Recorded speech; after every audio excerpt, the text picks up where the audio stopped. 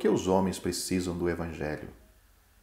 Como podemos ver em Romanos capítulo 1, do versículo 18 a Romanos capítulo 3, versículo 20, sem o Evangelho, os homens estão perdidos, e a ira de Deus se revela do céu contra toda a impiedade e perversão dos homens que detêm a verdade pela injustiça e pelo seu modo de vida iníqua.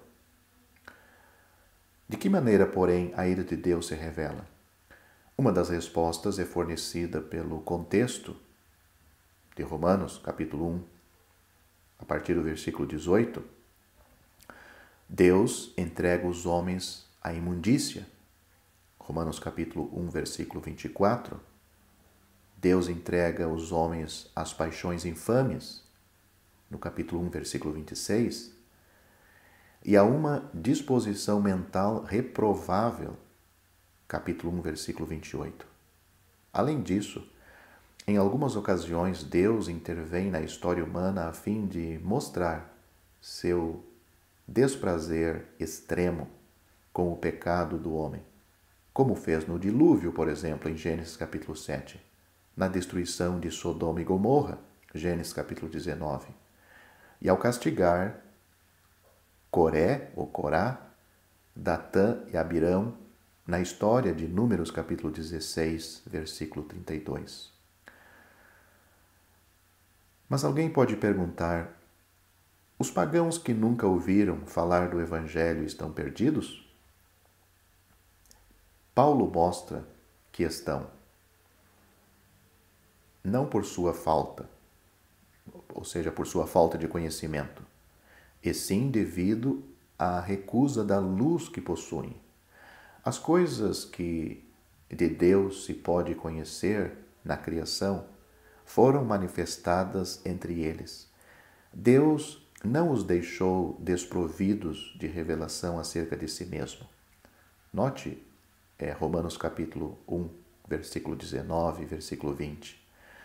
Desde o princípio do mundo, dois atributos invisíveis de Deus podem ser reconhecidos claramente por todos: seu eterno poder e sua divindade.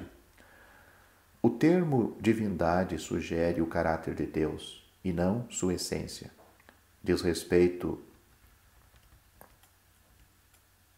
aos atributos gloriosos e não à sua divindade inerente, pois esta última já é pressuposta.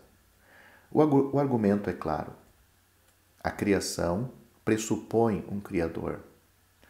Um projeto pressupõe um projetista.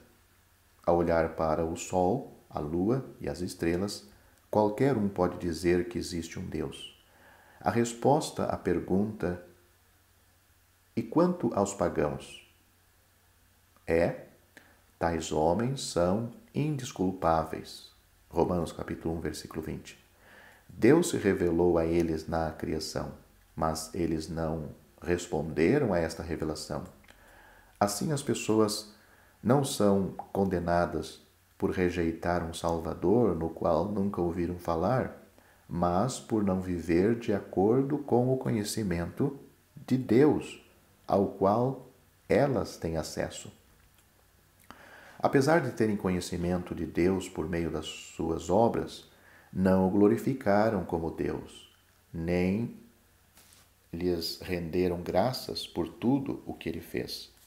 Antes entregaram-se a filosofias e especulações fúteis acerca de outros deuses e, em decorrência disto, perderam a capacidade de compreender e pensar claramente. Quem rejeita a luz é privado da luz. Os que não querem ver ficam cegos. Ao se tornarem cada vez mais presunçosos em seus pretensos conhecimentos, esses homens mergulharam mais profundamente em ignorância e obscuridade. Os indivíduos que rejeitam o conhecimento de Deus são sempre caracterizados por duas coisas: tornam-se insuportavelmente presunçosos e, ao mesmo tempo, terrivelmente ignorantes. O ser humano primitivo não se desenvolveu a partir de formas inferiores. Antes, fazia parte desde o princípio de uma ordem moral superior. Ao recusar o conhecimento do Deus incorruptível, verdadeiro e infinito, involuíram a insensatez e depravação que acompanham a idolatria. Nós não temos na humanidade, em relação às coisas espirituais, evolução, mas sim involução. Essa passagem, Romanos capítulo 1, versículo 23, torna parente a falsidade do conceito de evolução. O ser humano é religioso por instinto e precisa de um objeto de adoração. Ao se recusar a adorar o verdadeiro Deus vivo, fez para si deuses de madeira e pedra, representações de homens corruptíveis, aves, quadrúpedes e répteis. Observe o retrocesso. Homem corruptível, aves, quadrúpedes e répteis.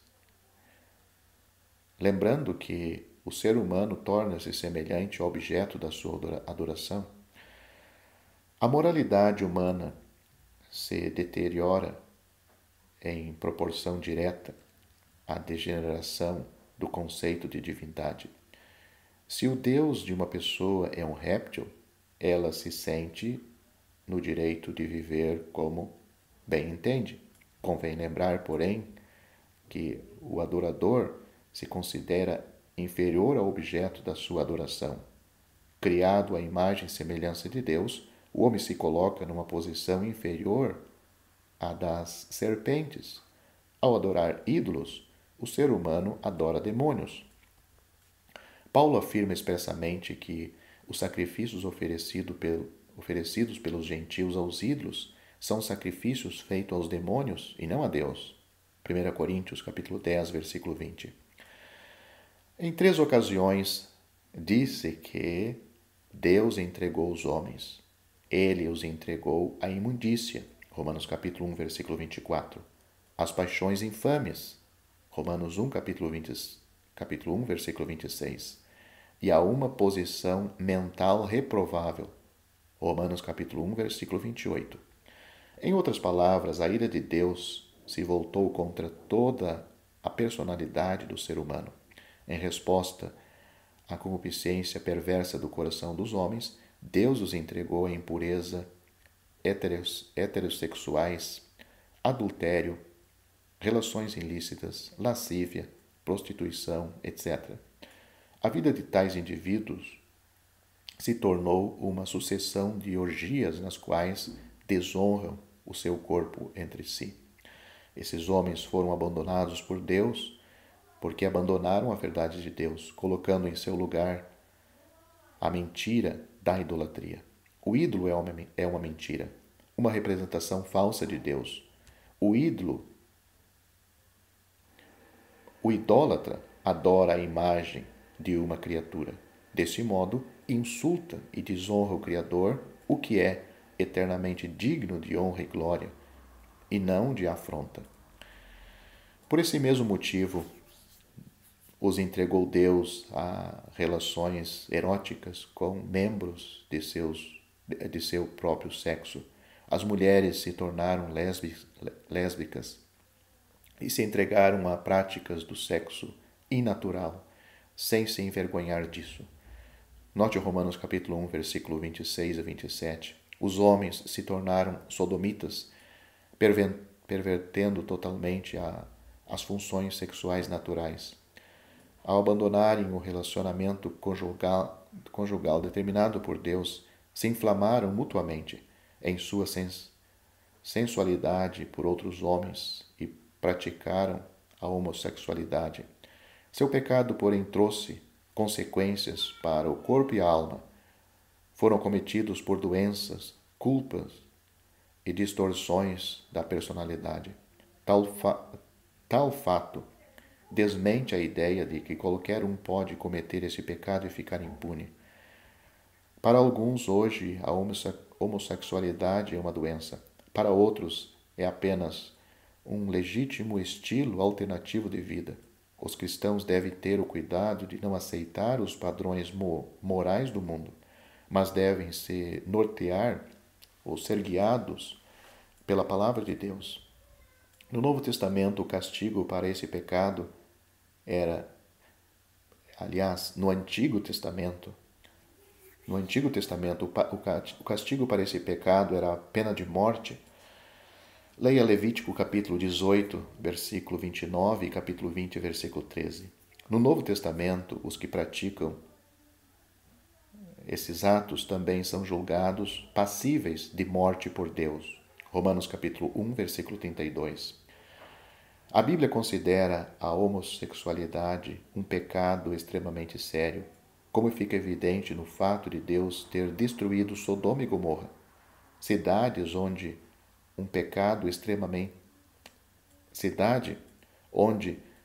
este pecado, a devassidão homossexual era corriqueira, era prática normal. Gênesis capítulo 19, versículos 4 a 25. Mas o Evangelho oferece aos homossexuais a mesma graça e o mesmo perdão concedido a todos os pecadores que se arrependem e creem no Senhor Jesus Cristo. Os cristãos que caíram nesse pecado hediondo podem ser perdoados e restaurados ao confessar e abandonar o pecado. Os que estão dispostos a obedecer à palavra de Deus são inteiramente libertos da homossexualidade. Na maioria dos casos, porém, é de suma importância que recebam assistência contínua por meio de um aconselhamento de irmãos mais experientes, espirituais, irmãos que possam contribuir, firmando a fé nas promessas de Deus, na palavra de Deus. É verdade que algumas pessoas parecem ter uma tendência natural para a homossexualidade. Esse fato não deve surpreender, pois a natureza humana decaída é capaz de iniquidades e perversões de todos os tipos. O pecado não consiste na inclinação em si, mas no ato de se entregar à prática em questão. O Espírito Santo concede poder para resistir à tentação e ter vitória duradoura. Note 1 Coríntios capítulo 10, versículo 13. Alguns dos cristãos de Corinto eram prova de que os homossexuais não precisam ser escravos desse estilo de vida para sempre. 1 Coríntios capítulo 6, versículos 9 a 11. Em razão da recusa dos seres humanos de reconhecer Deus como seu Criador, sustentador e libertador, Deus os entregou a uma disposição mental reprovável para cometerem inúmeras formas de iniquidade. Esses versículos em Romanos capítulo 1 ajudam a entender melhor por que o homem natural considera o conceito de evolução tão atraente. A disposição não reside no intelecto, mas na vontade dos homens que desprezam o conhecimento de Deus. A evolução não é aceita porque dispõe de evidências irrefutáveis, mas porque satisfaz o desejo humano e encontra uma aplicação para suas origens inteiramente desassociada de Deus. Afinal, a existência de Deus implica responsabilidade moral diante dele. O Evangelho diz como Deus justifica os pecadores como um dom gratuito e um ato de favor imerecido. O que significa, porém, o ato da justificação, que podemos encontrar em Romanos capítulo 3, versículo 24? Justificar quer dizer considerar ou declarar justo. Por exemplo, Deus declara que um pecador é justo quando este crê no Senhor Jesus Cristo. Esta é a condição mais frequente do termo no Novo Testamento. É possível, contudo, um homem justificar a Deus, como temos em Lucas capítulo 7, versículo 29, por meio do reconhecimento e da obediência à palavra de Deus, ou seja, ele declara Deus justo em tudo o que diz e faz. Também é possível, evidentemente, um homem justificar-se a si mesmo, ou seja, alegar que é justo. Isso nós temos em em Lucas, capítulo 10, versículo 29. Ao proceder desse modo, porém, está apenas enganando a si mesmo. Na realidade, justificar não significa tornar alguém justo. Não podemos tornar Deus justo, ele é justo. Podemos, no entanto, declará-lo justo. Deus não torna o cristão impecável ou justo em si mesmo. Antes, Deus lhe confere justiça. Nas palavras de um comentarista, Pearson, ele diz: ao justificar os pecadores, Deus os chama de justos quando, na verdade, não o são. Deixa de imputar-lhes os pecados que eles têm em imputar-lhes justiça que eles não têm. Isto, até aí foi o que este comentarista disse sobre a justificação, a maneira como Deus justifica o ímpio. Uma definição comum de justificado é como se nunca houvesse pecado. Trata-se, porém, de uma descrição incompleta, pois quando Deus justifica o pecador que crê, não apenas o absolve da culpa, como também o reveste com a justiça divina, e deste modo torna-o perfeitamente adequado para o céu. A justificação vai além da absolvição e consiste em aprovação. Vai além do perdão e consiste em promoção. Na absolvição, a pessoa é apenas liberada de uma acusação. Na justificação, uma justiça positiva lhe é imputada.